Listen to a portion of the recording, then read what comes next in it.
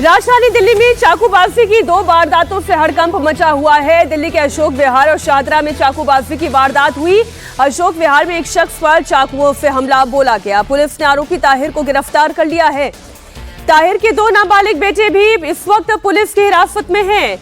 वहीं जगतपुरी इलाके के गणेश पार्क में 20 साल के साजन की अज्ञात बदमाशों ने धारदार हथियार से हत्या कर दी। मर्डर की खबर से इलाके में सनसनी फैल गई। पुलिस फॉरेंसिक टीम को लेकर स्पॉट पर पहुंची।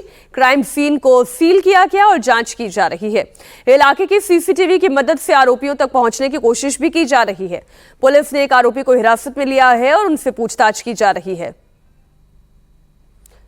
हमारी संवाददाता इला काज़मी दिल्ली के जगतपुरी में क्राइम स्पॉट पर पहुंची। पुलिस आरोपियों की तलाश में कहां दबिश दे रही है, किस किस एंगल से मामले की जांच की जा रही है, समझिए इस रिपोर्ट से।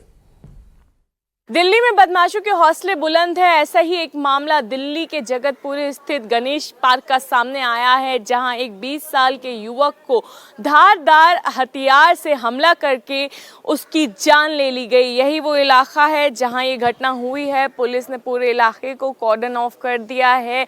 दरअसल कल 10:39 पर पीसीआर कॉल मिली और ये बताया गया कि 20 साल का साजन जो यहाँ पार्क में उपस्थित था उस पर हमला किया गया, जिसके बाद वो बुरी तरह से घायल हो गया और खून में लथपथ पार्क में पड़ा हुआ है। जिसके बाद उसे अस्पताल ले जाया गया, जहां डॉक्टरों ने उसको मृत घोषित कर दिया। अब पुलिस आसपास के लोगों से पूछताछ कर रही है, साथ ही साथ आसपास के सभी सीसीटीवी कैमरा को खंगाल रही है। पुलिस हर एंगल की जांच कर रही है, हर एंगल तलाश रही है। पुलिस इस बात की भी जांच कर रही है क्या वो बदमाश या वो हमलावर जान पहचान थे, और साथ ही साथ सभी एंगल की जांच करके पुलिस का कहना है कि जल्द से जल्द अपराधियों को पकड़ लिया जाएगा।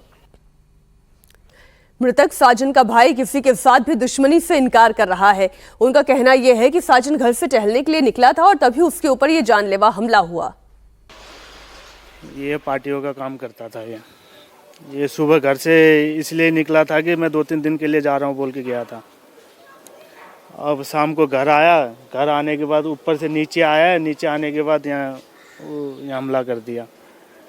मुझे पता चला 11 बजे। मैं गया हुआ था काम के वजह से बाहर गया हुआ था। 11 बजे जब हॉस्पिटल पहुंचा मैं, जब तक वो ख़त्म था। क्या किसी कोई दुश्मनी थी? दुश्मनी क्या होगा, यहाँ कमाने खाने आए हुए हैं, किसी से दुश्मनी लेके यहाँ क्या करना है हमने। अक्सर नीचे आके वॉक करते हैं या कुछ ऐसा वॉक करने आते हैं? देखो वैसे तो इसी पार्क में खेलते हैं सारे, बैठते उठते बैठते हैं सब। अब पहली बार आया हो तो लगे कि हाँ पहली बार आया, हमला कर दिया। और शुरू से अब यहाँ रहते हुए 2-3 साल हो गए। हमारी सहयोगी इला काज़मी इस वक्त वही लोकेशन से जुड़ी हुई हैं। इला, ये इस तरीके की चाकूबाजी की घटना होना, किसी का कत्ल कर देना बड़ी आम सी बात हो गई है दिल्ली के कुछ इलाकों में। इस मामले में क्या अभी तक कुछ समझ में आ पाया है? कोई बेसबब क्यों कत्ल कर देगा? कोई तो कारण रहा होगा।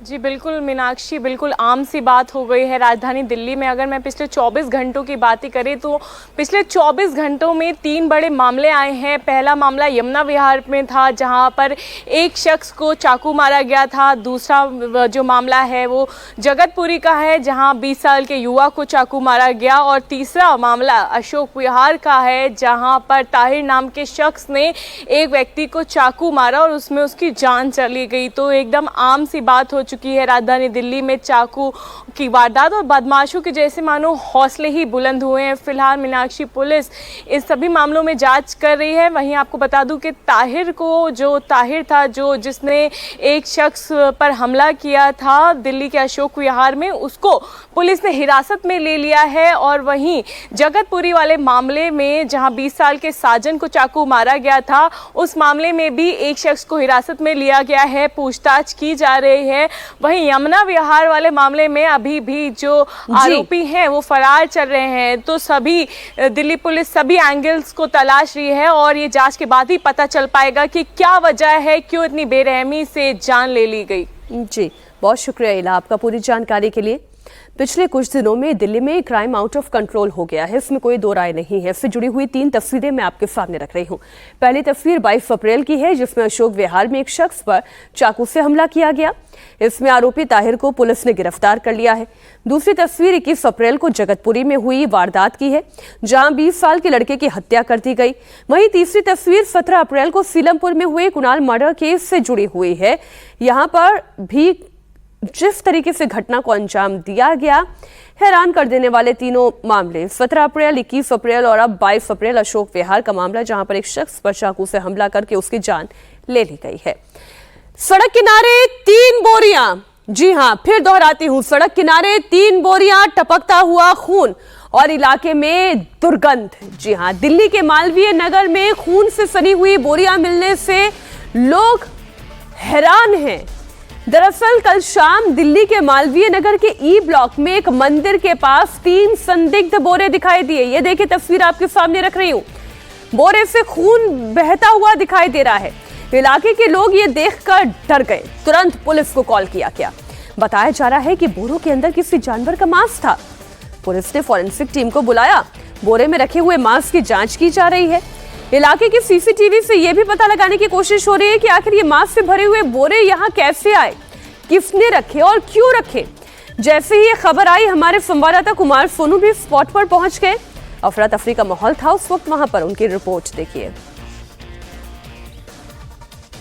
गाड़ियों के पास जो है वो बोरे मिले जिनमें से खून बह रहा था, जिसके बाद पुलिस मौके पर पहुंची और पुलिस ने मामले की संवेदनशीलता को देखते हुए तुरंत जो एफएसएल की टीम है उसको मौके पर बुलाया और फिलहाल उन बोरों को कब्जे में लिया और पोस्टमार्टम के लिए उन्हें भेजा है। फिलहाल आप देखें दिल्ली पुलिस की टीम जो है इस वक्त स्पॉट पर है। शुरुआती जांच में जो पता चल पाया है वो ये कि इन बोरों में जो है किसी जानवर के अवशेष थे। हालांकि किस जानवर के अवशेष थे ये तो बाद में साफ हो पाएगा। फिलहाल उन्हें जांच के लिए उन अवशेषों को भेज दिया गया है, लेकिन पुलिस का साफ तौर पर कहना है कि ये किसने रखे ये अभी एक जांच का विषय है। हम आपको बता दें कि यहाँ पर ये बोरे रखे हुए थे जिनमें से खून बह रहा था, जिनमें बताया जा रहा है कि जानवर के अवशेष थे। वो बोरे जो हैं मंदिर से महज कुछ मीटर की दूरी पर रखे थे। हालांकि जो इलाके के बीजेपी सांसद हैं उनका साफ तौर पर यह कहना है कि किसी शरारती तत्व ने ये ऐसा किया है ताकि इलाके का माहौल बिगाड़ा जा सके, लॉ एंड ऑर्डर की सिचुएशन को बिगाड़ा जा सके। फिलहाल पुलिस पूरे मामले की जांच में जुटी हुई है। खबर लगते ही मालवीय नगर के बीजेपी विधायक सतीश उपाध्याय मौके पर पहुंचे। सतीश उपाध्याय ने कहा कि किसी शरारती तत्व ने माहौल खराब करने के लिए ये बोरे रखे थे। पुलिस की जांच में सारा सच सामने आ जाएगा। शाम के समय में किसी ने चुपचाप दिल्ली की शांति व्यवस्था को भंग करने के लिए, मालवीय नगर में शरारती तत्वों ने कुछ शांति व्यवस्था भंग करने के लिए, क्योंकि बगल में ही मंदिर है, तो लगता है ये पूरी तरह से किसी ने साजिश की। मंदिर तक तो नहीं पहुंच पाए, लेकिन मंदिर के पीछे की दीवार पर कुछ बोरों में शायद कोई जो पुलिस कहती है कि कोई जानवर को पुराना कोई काट पीट करके जो भी कुछ किया होगा, तो लेकिन लोगों में जैसे ही ब्लड दिखाई देता है तो कोई भ्रम फैल जाए, लोगों को लगे कि उसके अंदर डेड बॉडी है, समथिंग लाइक दिस। तो पुलिस ने सारी जांच की, स्थिति को अपने कंट्रोल में लिया और किसी तरह की अफवाह न फैलने दी पुलिस ने। और यहाँ मालवीय नगर के लोगों का भी मैं धन्यवाद करता हूँ कि उन्होंने भी किसी तरह की अफवाह को ध्यान नहीं दिया। समय पर हम यहाँ पर आ गए और वो यहाँ से उसको हटा करके ले गए। अब खबर आ रही है मुंबई से, जहां बाबा सिद्दीकी के बेटे जिशान सिद्दीकी को भी धमकी मिलने की खबर सामने आ रही है। इस बार जिशान को ईमेल के जरिए धमकी दी गई है। जिशान से 10 करोड़ की फिरौती की मांग की गई है और पैसे ना देने पर बाबा सिद्दीकी की तरह ही जान से मारने की धमकी दी गई है। जिशान ने बांद्रा पुलिस स्टेशन में कंप्लेंट दर्ज करा दी है। उनके घर की सिक्योरिटी बढ़ा दी गई है और पुलिस ये पता लगाने में जुट गई है कि आखिर ये ईमेल किसने भेजा। एनसीपी के दिवंगत नेता बाबा सिद्दीकी के बेटे जिशान सिद्दीकी को मेल पर धमकी मिली है और उन्हें पिछले 3 दिनों से लगातार मेल पर धमकियां मिल रही है। धमकी में ये कहा गया है कि उन्हें 10 करोड़ रुपए की जो है उनसे फिरौती मांगी जा रही है और कहा जा रहा है कि जिस तरह से बाबा सिद्दीकी की हत्या की गई उसी तरह से जिशान की भी हत्या कर दी जाएगी अगर उसने बात नहीं मानी, 10 करोड़ रुपए नहीं दिए तो। और उसमें ये भी जिक्र है कि उसमें डी कंपनी का भी जिक्र है और ये कहा गया है कि बाबा सिद्दीकी की हत्या में जिस तरह से लॉरेंस बिश्नोई गैंग का जो है नाम सामने आ रहा है, लेकिन वो गलत है। तो अगर जीशान ये पैसे देने के लिए तैयार है तो उन्हें अगला मेल किया जाएगा और हर 6 घंटे के बाद उन्हें इस तरह के मेल किए जाएंगे और पैसे कहाँ देना है, किस जगह पर देना है, इसकी भी जानकारी दी जाएगी।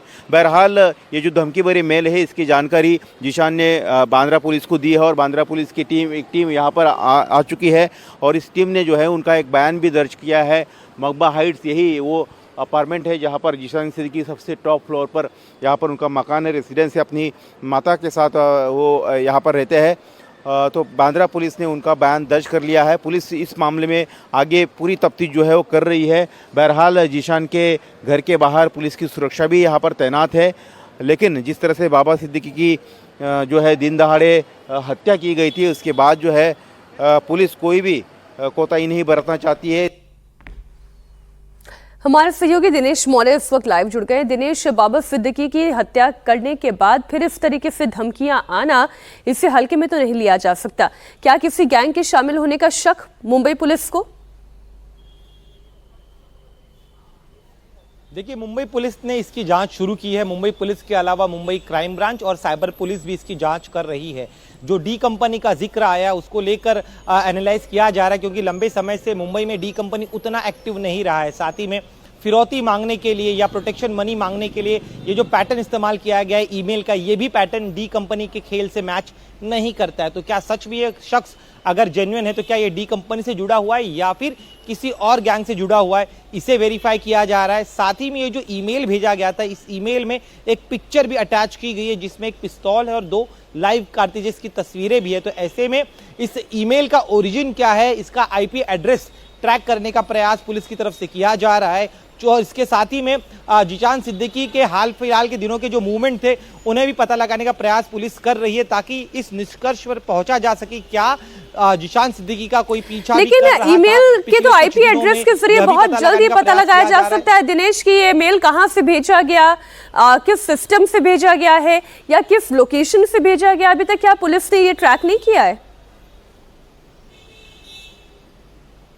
देखिए, पुलिस की तरफ से जांच की जा रही है। आईपी एड्रेस के संदर्भ में अभी तक आधिकारिक तौर पर पुलिस की तरफ से कोई जानकारी नहीं दी गई है। शायद वह गुप्त रखना चाहते, क्योंकि केस जो है जांच बहुत ही इनिशियल स्टेज में है। कल ही मामला दर्ज हुआ है जिसका यह आईपी एड्रेस था, वहां तक पहुंचने का पुलिस प्रयास कर रही है। आरोपी या मेल भेजने वाला फरार न हो जाए, इसीलिए आमतौर पर जांच के दौरान ऐसी जानकारियों को तुरंत सार्वजनिक नहीं किया जाता। पुलिस का कहना है कि वो काफी करीब है, कई दफे ईमेल जो है वो विदेश से भी बैठे हुए भी भेजा जा सकता है। तो ये भी संभावनाएं हैं। पुलिस थोड़ा इंतजार कर रही है और थोड़ी जांच में तस्वीर साफ हो जाए, उसके बाद आधिकारिक तौर पर उनकी तरफ से कोई बयान जारी किया जाएगा। जी, बहुत शुक्रिया पूरी जानकारी के लिए दिनेश आपका। अब खबर उत्तर प्रदेश के मेरठ से, जहां परतापुर इलाके के एक होटल में खाने के पैसे मांगना मैनेजर को भारी पड़ा। गुस्साए बदमाश ने पहले मैनेजर से हाथापाई की और फिर गोली मार दी। गोली लगने से मैनेजर गंभीर रूप से घायल हो गया। वहीं गोली मारने की वारदात होटल में लगे हुए सीसीटीवी कैमरे में कैद हो गई। घटना की जानकारी मिलते ही पुलिस मौके पर पहुंची। घायल मैनेजर को अस्पताल में इलाज के लिए भर्ती करवाया। सीसीटीवी के आधार पर गोली चलाने वाले आरोपी नागेंद्र को पुलिस ने गिरफ्तार कर लिया है। ये सीसीटीवी में जो कैद हुई तस्वीरें हैं आपके सामने रख रही हूं। पहले बात हाथापाई से शुरू हुई, मामला गंभीर हो गया और इतने में पॉकेट में हाथ गया और फिर पिस्टल निकली और उसी वक्त फायर कर दिया गया। आरोपी नागेंद्र को पुलिस ने इस मामले में गिरफ्तार कर लिया है। होटल के मैनेजर को अस्पताल में भर्ती कराया गया है। खाने के पैसे मांगने पर बताइए फायरिंग हो गई। अब खाना खाया है तो पैसे तो देने पड़ेंगे ना। फ्री फंड, जब आप पिस्टल कैरी कर सकते हैं, उसके लिए लाइसेंस बनवा सकते हैं, उसके लिए पैसे दे सकते हैं, पिस्टल खरीद सकते हैं, उसके अंदर लगने वाली गोलियां ले सकते हैं, बारूद खरीद सकते हैं, तो क्या खाने के पैसे देने की औकात नहीं है? मेरठ से जो तस्वीर सामने आई है, वाकई में लोगों की सोच पर तरस आता है। खाने के पैसे मांगने पर मैनेजर को गोली मार दी। अच्छी बात यह है कि पुलिस ने फौरन कार्रवाई की, गिरफ्तारी हो गई है और मैनेजर का इलाज भी किया जा रहा है। ये थाना परतापुर में मोहद्दीनपुर चौकी पड़ती है, वहां पर एक दीपक होटल है। कल रात्रि 2 पक्षों में किसी बात को लेकर कहासुनी हो गई थी, जिसमें से एक पक्ष में एक व्यक्ति है नागेंद्र पहलवान, इसके द्वारा फायरिंग की गई है। फायरिंग में जो होटल कर्मचारी है उसके पैर पे गोली लगी है। जो कर्मचारी उसे उपचार हेतु अस्पताल में एडमिट कराया गया है, जहां उसकी हालत अभी सेफ बताई जा रही है। नागेंद्र पहलवान को गिरफ्तार कर लिया गया है और इसमें सुसंगत धाराओं में मुकदमा पंजीकृत कर आवश्यक कार्रवाई की जा रही है। अब खबर छत्तीसगढ़ के बिलासपुर से आ रही है, जहां से दिल दहला देने वाली तस्वीर आई है। मोहम्मद मोबिन नाम के शख्स ने दूध वाले पर मटन काटने वाली चापर से हमला कर दिया। एक के बाद एक लगातार 22 बार हथियार मारा। पत्नी से अवैध संबंध के शक में मोहम्मद मोबिन ने इस वारदात को अंजाम दिया। हमले की पूरी वारदात पड़ोस में लगे हुए सीसीटीवी में कैद हो गई। फिलहाल आरोपी को पुलिस ने गिरफ्तार कर लिया है। अब ये तस्वीरें आप बड़े गौर से देखिए। एक थप्पड़ जड़ा, फिर चापर से हमला, फिर हमला, फिर हमला, लगातार 22 बार हमला किया गया।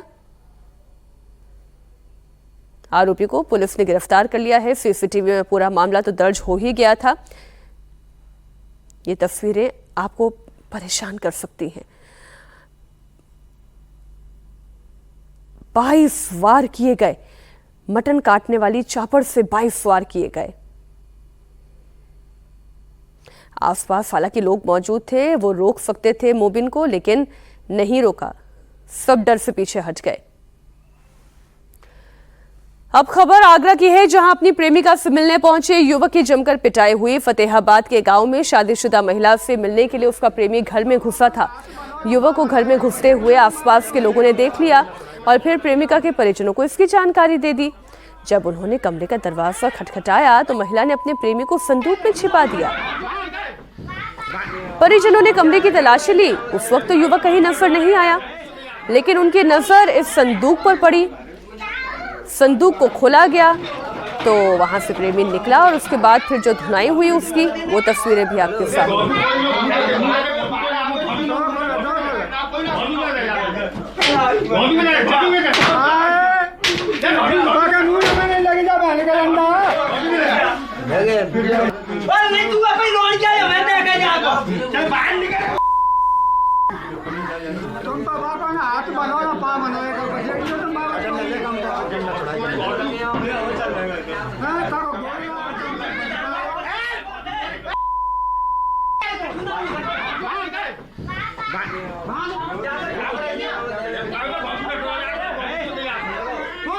महिला ने युवक को इस संदूक में छिपा दिया था और शक होने पर परिजन ने संदूक खोला तो प्रेमी मिल गया।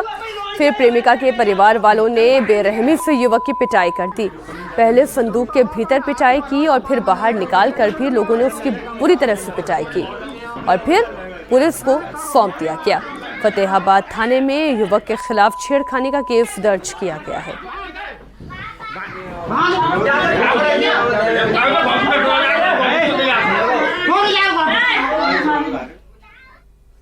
इस बीच एक बड़ी खबर, रामबन में सीएम उमर अब्दुल्ला का विरोध हुआ है। लोगों ने सीएम की गाड़ी का घेराव कर दिया। गुस्साए लोगों ने सीएम के खिलाफ नारेबाजी की। हालात का जायजा लेने के लिए पहुंचे थे सीएम उमर अब्दुल्ला वहां पर। आप जानते हैं जिस तरीके की तबाही आई, उसके बाद लोगों के आशियाने मलबे में तब्दील हो गए, कई गाड़ियां मलबे में दब गई। इस हालात का जायजा लेने के लिए ही सीएम वहां पर पहुंचे थे।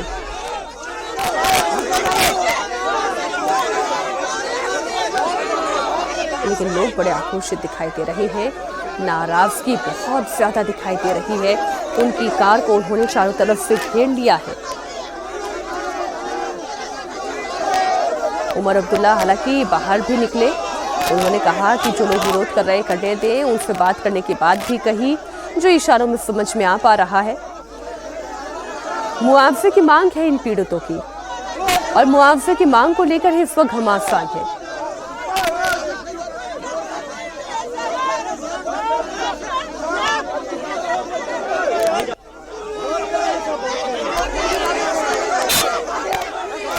रामबन में जिस तरीके से प्राकृतिक कहर आया, उसके बाद सड़क पूरी तरह ठप हो गई, स्कूल बंद हो गए, कॉलेज बंद हो गए, लोगों के आशियाने मलबे में तब्दील हो गए, गाड़ियां मलबे में ढक गई।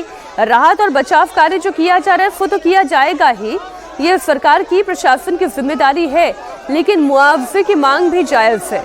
अब जिन्होंने अपना घर खो दिया वो रहेंगे कहाँ? जिनकी दुकानें टूट गई, अब वो अपनी रोजी रोटी की व्यवस्था करेंगे कहां से? इसलिए मुआवजे की मांग को लेकर लोगों में बड़ी नाराजगी है। कोई गौर नहीं हो रही गरीबों की, कोई गौर नहीं, गरीबों की कोई गौर नहीं हो रही है। हमारे पास सामान नहीं है, कुछ नहीं है।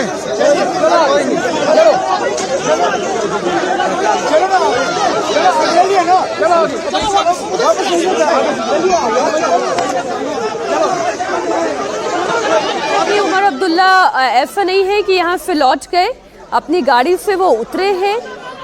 एक मुख्यमंत्री की जिम्मेदारी होती है, अगर उन्हें लोगों का प्रेम मिलता है, आशीर्वाद मिलता है, उन्हें सिर माथे चढ़ाया जाता है, तो फिर इस आक्रोश का भी सामना करना मुख्यमंत्री की जिम्मेदारी होती है और वो ये बखूबी निभा रहे। अपनी गाड़ी से उतरे, उन्होंने लोगों से बात की, आगे बढ़ रहे हैं। अब लोगों के बीच जाकर उनकी समस्याओं का समाधान कर पाते हैं या केवल ये तस्वीर औपचारिकता भर ही रह जाती है, उसे थोड़ा सा इंतजार करना पड़ेगा। रामबन में बड़ी त्रासदी आई है। बड़ा हिस्सा बादल फटने के बाद पहाड़ का नीचे की तरफ दरक कर आ गया और ये सैलाब कितना भीषण था वो अभी भी इन तस्वीरों में दिखाई दे रहा है। सड़क का एक बड़ा हिस्सा जो मलबे में ढका हुआ है, जेसीबीज लगी हुई हैं, हटाने का काम कर रही हैं, लेकिन अब जिन लोगों के सामने रोजी रोटी और आशियाने का संकट है, उनकी नाराजगी अपनी जगह है। अब खबर लखनऊ की है, जहां नकली पनीर बनाने वालों के खिलाफ फूड एंड सेफ्टी विभाग का एक्शन देखने को मिला है। लखनऊ में बड़े पैमाने पर नकली पनीर खपाया जा रहा था। फूड सेफ्टी टीम ने नकली पनीर बनाने वाली एक ऐसी ही कंपनी का भंडाफोड़ किया। लखनऊ आगरा एक्सप्रेसवे पर टीम ने एक गाड़ी से 1800 किलो पनीर बरामद किया। जब पनीर के सैंपल की जांच की गई तो वो फेल हो गया। इसके बाद फूड सेफ्टी टीम ने नकली पनीर को गड्ढा खुदवाकर उसमें नष्ट करवा दिया। अब जांच टीम पनीर बनाने वाली कंपनी के खिलाफ कार्रवाई करने की तैयारी में है।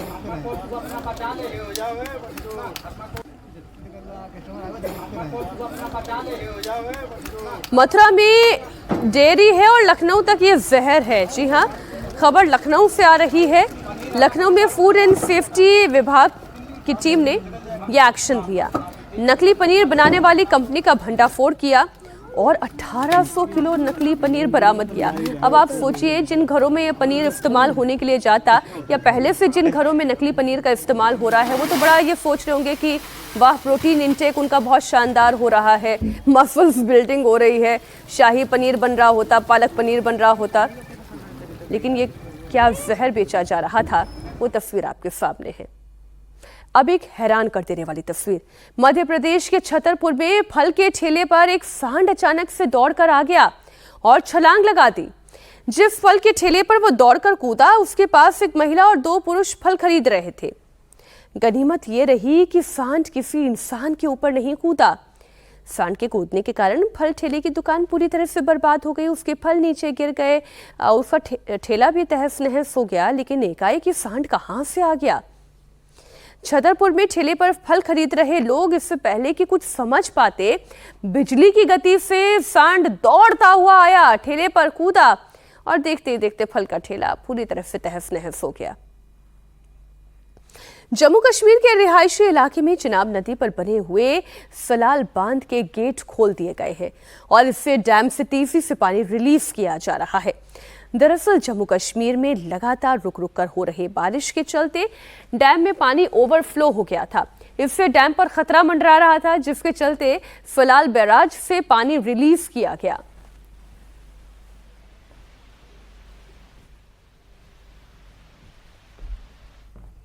बड़ी खबर उत्तर प्रदेश से, जहां बिजली उपभोक्ताओं को इस महीने बड़ा झटका लगने वाला है।